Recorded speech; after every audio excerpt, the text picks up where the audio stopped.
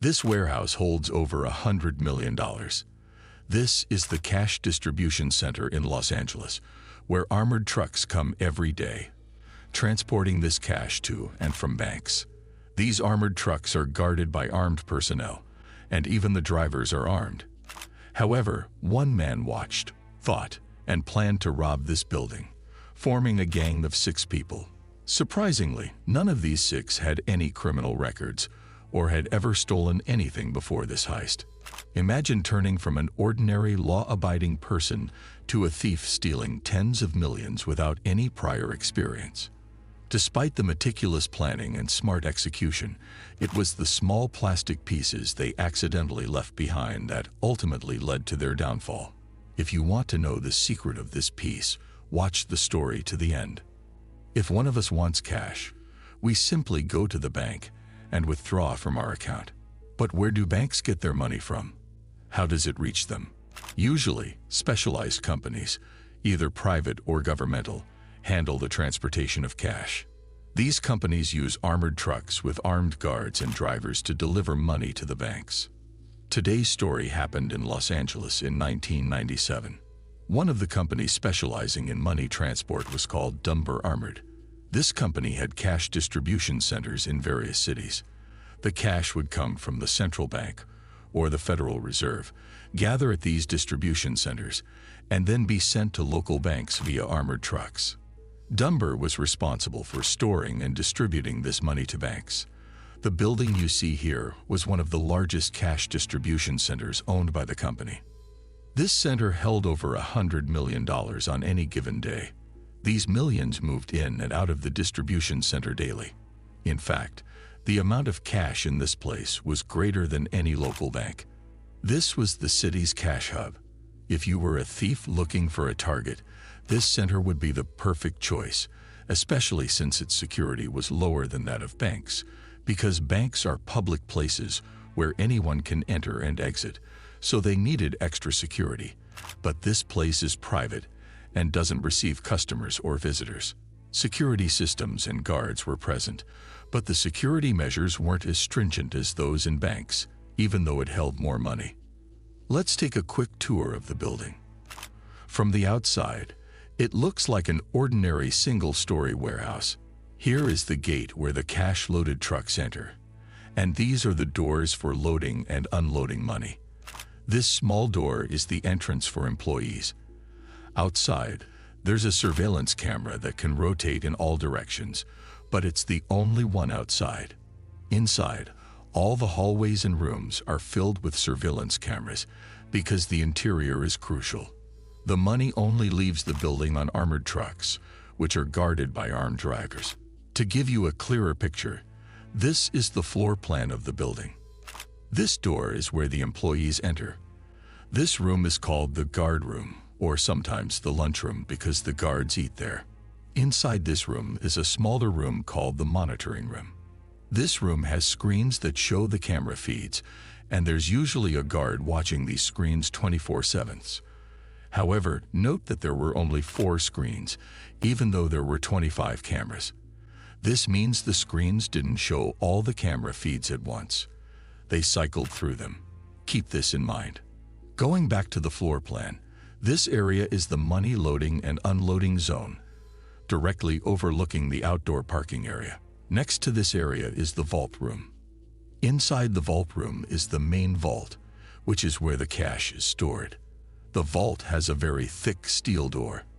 Outside the vault is the money preparation area, where accountants sit and prepare the cash. All money is counted and prepared in this area, whether before it goes into the vault or when it comes out to be loaded onto trucks. However, keep this floor plan in mind as we move forward.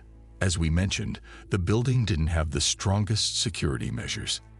The challenge for any thief targeting this place was that it was difficult to scout out and learn its entrances and exits. They would be unaware of the security measures in place and couldn't simply walk in to observe like you might in some banks with safety deposit boxes. This was a private facility, making it a tough target. You'll be surprised to know that the mastermind behind today's story had never stolen anything before. This was his first foray into crime. He had a clean record and had never been in trouble with the law. So how did someone like this decide to target such a challenging and unknown place as a cash distribution center? The man was one of the center's employees working as a security guard. His name was Alan Pace. Despite his clean record, Alan knew how to use weapons, guns, and radios because of his job. His duties included inspecting and maintaining the trucks that entered and exited the center daily, ensuring the locks and security systems were in perfect condition. Alan was seeing millions of dollars pass by him every day. This is where the seeds of the heist began to grow in Alan's mind. He had an ally inside the center, his girlfriend, Tamiko Carnes. She managed the security recording devices, which meant she oversaw the cameras and video feeds.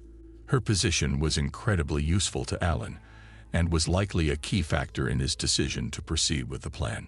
Tamiko knew many of the security details of the distribution center, which greatly benefited Alan. He began thinking about how to execute the heist and whom to involve because he couldn't do it alone. But while he was contemplating, Tamiko was suddenly fired from her job. The company suspected her of attempting to steal after finding some money bags placed in an isolated corner out of the camera's view. There wasn't concrete evidence, just circumstantial, but enough to get her fired. Whether she tried to steal or was just unlucky, we don't know. Anyway, after Tamiko's dismissal, Alan's relationship with the management became strained, and he felt the spotlight might turn on him next, even though he hadn't done anything wrong yet. He felt pressured to act quickly. The first step was forming a team, as he couldn't pull off the heist alone. He decided to recruit close friends. The first person he approached was his best friend, Eugene Hill. Like Alan, Eugene had no criminal record and worked as a security guard, making him familiar with weapons and security matters.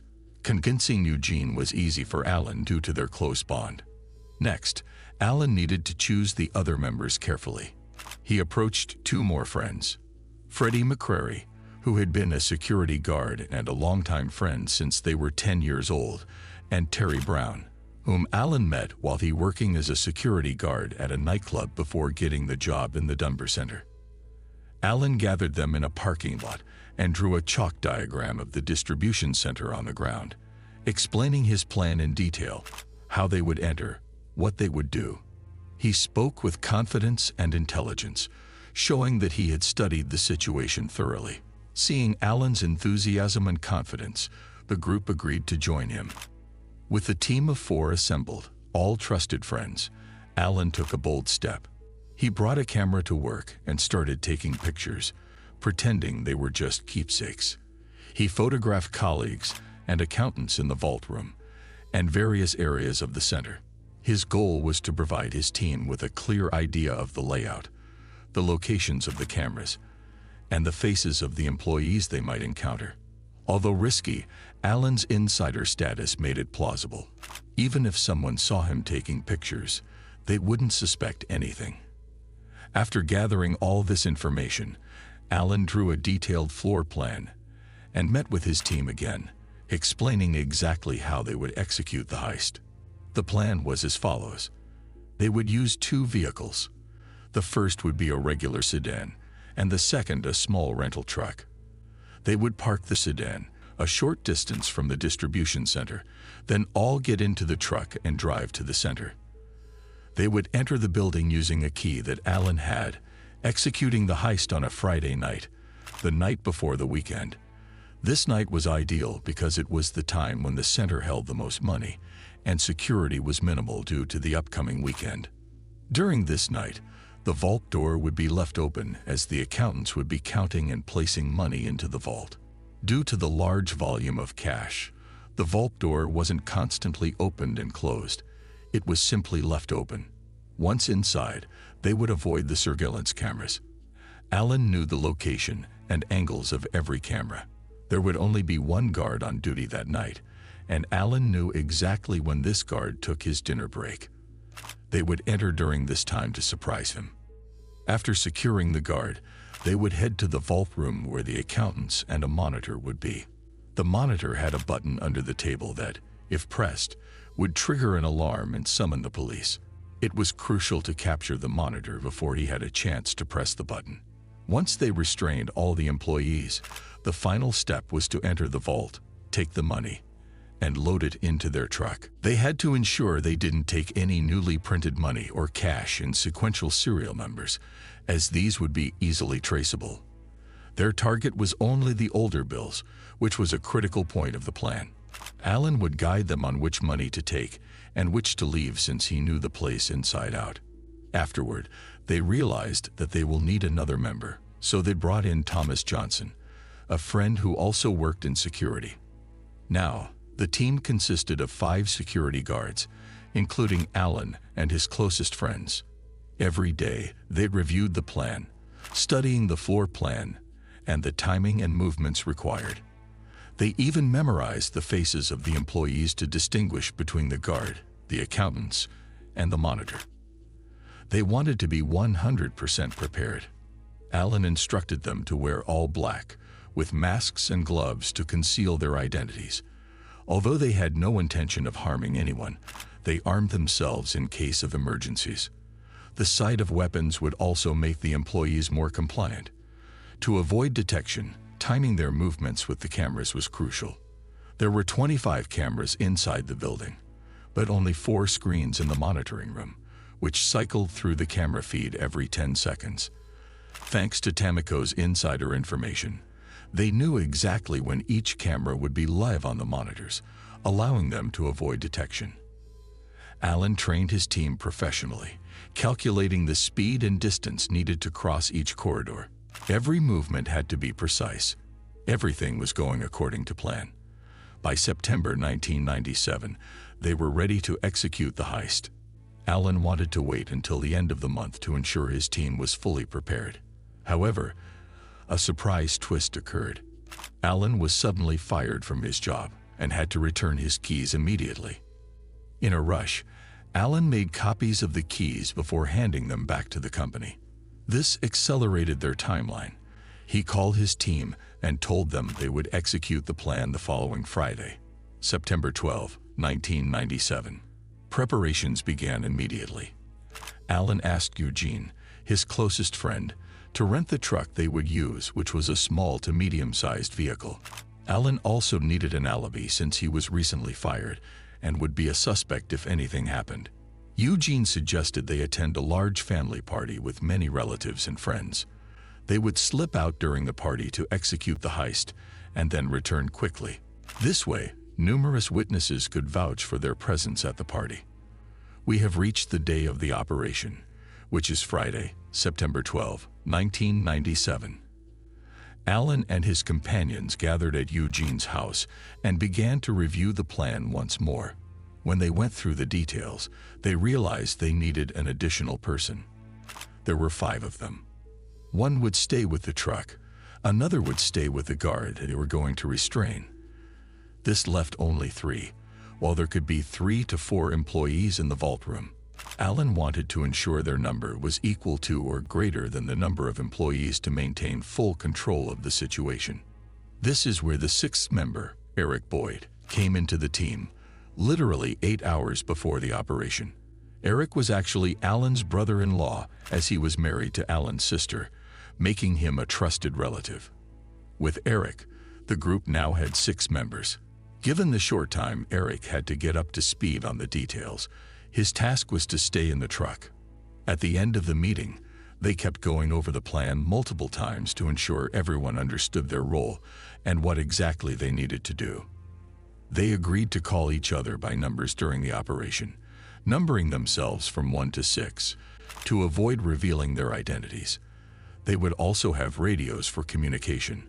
They made a pact that if one of them got caught, they would remain silent, and the rest would take care of their family, ensuring they lived comfortably, especially financially, until their release from prison.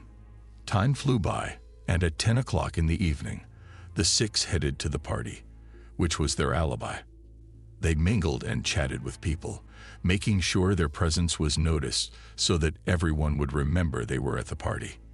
Then, around 11 o'clock, they started leaving the party one by one, spacing out their departures to avoid suspicion. In the end, 2 of them got into a regular sedan, and the remaining 4 got into the rented small truck. They drove together until they reached a spot close to the center. Here, they parked the small truck, and the 2 who were in the sedan joined the others in the truck. The new team member, the driver, would remain in his regular clothes. The other 5 inside the truck's cargo area changed into all black outfits, masks, and gloves, and readied their weapons. They then headed to the center. When they arrived beside the center, Alan immediately knew luck was on their side. The exterior camera was pointed at a pickup truck in the parking lot, which belonged to the on-duty supervisor. This supervisor oversaw the money movements inside the vault and the accountant's work. Alan knew this supervisor and knew he was obsessively protective of his car, often asking the guard to point the camera at it instead of the door. Since there was only one camera, this was very fortunate for them. However, Alan and his companions were already aware of the camera's schedule and could have avoided it anyway. They simply walked to the door and opened it with the key Alan had copied before returning the originals and entered. And now they faced the most difficult task, avoiding all the cameras inside, especially in the hallways. This is where the training they had been doing for the past period came into play. They knew the locations of all the cameras and the timing needed for their movements. When a camera was broadcasting to the screen, they would stay still, and when it switched, they would move immediately.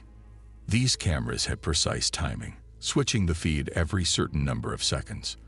They had this information because, as we mentioned before, Alan's girlfriend Tamiko was in charge of these systems before she left the job. So, referring back to the map I showed you earlier, the gang entered through this door and made their way through the hallways, avoiding the surveillance cameras until they reached the guard room. As we said, there was supposed to be only one guard on duty that night, and it was just past midnight. Alan knew that this guard always took his dinner break precisely at midnight. So the guard likely wasn't even watching the camera screens, which was an additional precaution Alan had accounted for. They indeed burst into the guard room and found the guard eating, so they quickly restrained him. This meant they didn't really need to avoid the cameras after all, since the guard was eating and not monitoring the screens. This was a smart move by Alan, and he wouldn't have been able to pull it off without knowing the guard's habits, having worked with and known them for years. After restraining the guard, they took his gun, and Alan immediately took the keys to the vault room from him. Then Alan went to the small monitoring room with the 4 screens to check the number of employees in the vault room. There were 2 accountants and the supervisor in the room at that moment. Everything was going according to plan, but no matter how much you plan, there are always unforeseen events. At that moment, another guard entered the building. This guard was one of the truck drivers, and truck drivers weren't supposed to enter the building at this time. The truck deliveries should have been finished, and all the drivers should have gone home. These truck drivers were also guards, meaning they were armed. This was an unexpected surprise. Thus, Alan and one of his companions quickly went to confront and restrain the driver. Fortunately for them, the driver did not have his weapon with him at that moment, so they were able to easily restrain him and throw him on the ground with the other guard. One of the 5 stayed behind to keep an eye on the restrained guards, while the remaining 4 moved from the guard room to the vault room. As we mentioned, Alan had taken the keys from the guard, but before they entered the vault room, Alan peered through the glass to ensure there were no surprises or additional people inside. Indeed, there were only 3 individuals, the supervisor and 2 accountants. Alan knew their entry had to be swift and decisive, with the priority being the supervisor, who had a panic button under his desk. If he managed to press it, the police would arrive immediately. As soon as Alan opened the door, they rushed in, pointing their weapons at the supervisor and ordering him to raise his hands, warning him not to even think about pressing the button. The supervisor complied immediately, not daring to risk his life. The robbers tied him up along with the accountants. They were somewhat rough with the employees. One of the accountants was forced to the ground so hard that she hurt her shoulder and cried out in pain. To console her, Alan said, "Don't worry, dear, Everything will be all right. After securing the employees, they asked the supervisor if there were any other staff members in the building. The supervisor confirmed that they were the only ones present. The gang quickly swept through the building to make sure no one else was around. Once they had complete control of the place, they moved on to the main task, stealing the money. The first thing they did was radio their driver, Eric, and open the door for him to bring the truck into the loading area. However, as Eric was backing the truck in, he hit the side of the wall, breaking one of the rear lights and causing a small piece to fall off, something the robbers didn't notice. They then entered the vault and started taking the money. The cash was in bundles, all in $20 bills. They had to avoid the newly printed bills with sequential serial numbers, as they would be easy to trace. Alan directed them to the bundles with older bills, which they put into garbage bags. They then took these bags and loaded them into the truck, quickly filling it up completely with the cash. Before leaving, they needed to eliminate any evidence. The most crucial piece of evidence was the surveillance tapes. All they had to do was take the recording devices, and they would be free of evidence because, in 1997, there was no cloud storage or Wi-Fi to save backups online. All recordings were on tapes, so if they took the tapes, all the footage would be gone. They took the entire recording device from the monitoring room with the screens. However, there was a second hidden recording device in one of the offices in the building. No other robbers would have known about this backup device. But once again, because Alan's girlfriend, Tamiko, was in charge of these systems, she knew all the secrets and had informed Alan about the second device. Indeed, Alan went to that office, found the device, and took it. The robbers took the recording devices and tapes with them, leaving no trace behind. The next step was to sabotage the door lock. Remember, they had entered using a key. To prevent the police from discovering they used a key, they damaged the lock to make it look broken, further distancing suspicion from Alan. With everything done, it was time to escape, but they faced a problem. The sheer amount of money they loaded into the truck left no room for everyone. Two of them couldn't find space to ride. Their plan was for all of them to ride in the truck and then drop Alan and Eugene off at the sedan and they parked nearby. However, their operation had been even more successful than anticipated. So what was the solution? Should they remove some of the money bags to make space for the remaining two? That seemed like the most logical solution, but Alan refused. He didn't want to leave any of their loot behind. He closed the truck door and told the four to go while he and Eugene stayed behind. But Alan had an idea. Remember the supervisor's pickup truck parked outside? Alan decided to take it. He went to the bound supervisor, took the truck keys from his pocket, and along with Eugene, drove away.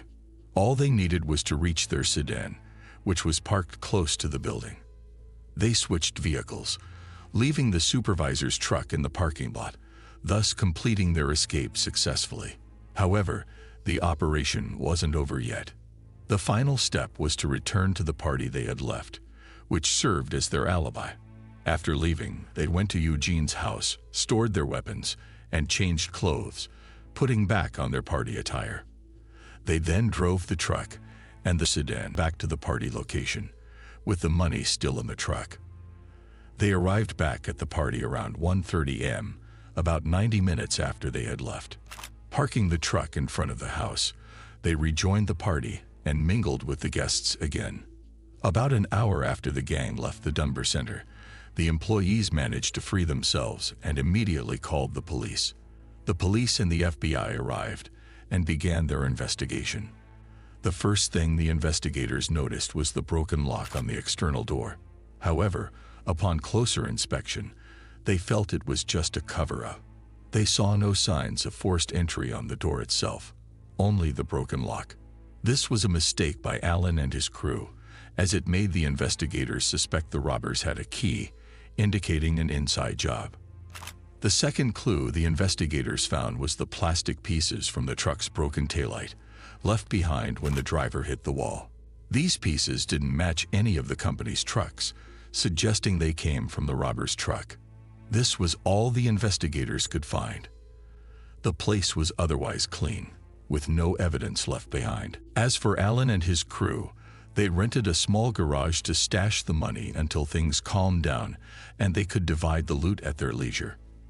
The management of Dunbar counted the missing money and determined that the gang had stolen around $19 million.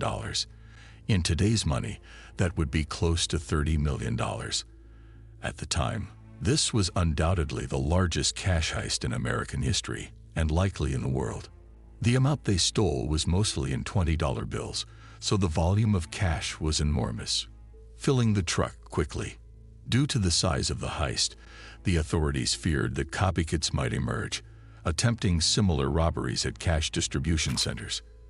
To avoid this problem, they decided not to disclose the actual amount stolen. Instead, they told the media that more than $1 million had been stolen from the Dunbar Center without revealing the true figure. As investigators delved into the details of the case, they felt all the evidence pointed to an inside job. The robbers' knowledge of the recording devices, especially the hidden second device in one of the offices, suggested insider information. How else would they know about this device if they, or someone they knew, didn't work there? Additionally, the broken lock seemed like a cover-up for the use of a real key. The investigators interviewed everyone working at the center, about 130 people, including current employees and those who had been recently terminated. During the interviews, they administered lie detector tests, using a machine that measures heart rate. Only 2 people failed this test: Allen and his girlfriend, Tamiko. There was also an additional piece of evidence against Allen. Remember the accountant who hurt her shoulder when she was forced to the ground? Allen had said to her, "Don't worry, dear, everything will be all right." This phrase stood out during the investigation. The accountant recognized Allen's voice and manner of speaking, making her one of the witnesses against him. Now, there was some evidence against Allen. Failing the lie detector test and the accountant's testimony, the company management expected the police to arrest him. However, the investigators knew this evidence wasn't enough. There was no definitive proof to convict Allen or prove his involvement, so what they had wasn't sufficient for an arrest. Despite the investigators focusing on Allen during this period, they couldn't find conclusive evidence against him. A whole year passed with the case remaining open and no new developments. Various government agencies were involved in the case, including the Los Angeles Police Department, the FBI, and even the IRS, the federal tax authority known for being the most powerful financial institution in America. Tracking money was their specialty, but all these efforts yielded no results. In the end, they decided to offer a substantial reward of $250,000 to anyone with information leading to the arrest of the robbers. The difficulties faced by the investigators and agencies in tracking the stolen money were due to Allen's cleverness. After the heist, Allen distributed the money among his accomplices and emphasized the need for caution in spending it. The dumbest thing they could do would be to buy luxury cars, mansions, or take extravagant trips around the world. Actions that would attract attention. They had to be smart and only spend small amounts as needed, especially during the ongoing intense investigation. One of the smart moves Allen made was to open a business in the entertainment sector, which served as a front for laundering their money.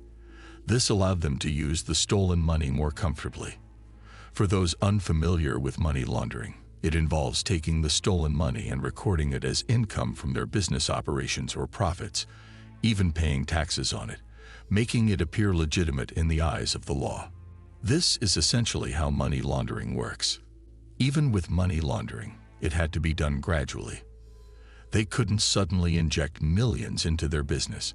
They would launder tens of thousands each month and could eventually pull out $100,000 or $200,000, but not millions. Moving millions at once would draw attention. The process was slow, but the key was safety. Due to this caution, the gang remained under the radar for a full 2 years. 2 years passed, and the investigators had no way to catch them. Allen and his associates felt they had evaded the authorities for good. But unfortunately, one of them let his guard down and brought disaster upon them all. That person was Eugene, Alan's closest friend and the first to join the team. After all this time, Eugene felt they had gotten away with it. Eugene took $100,000 in cash from their loot and went to a real estate office to buy land as an investment. The money was still bundled with Dunbar's straps, which was a remarkably foolish mistake. Eugene didn't expect the real estate agent to be suspicious of the money. He thought the whole thing had blown over after 2 years.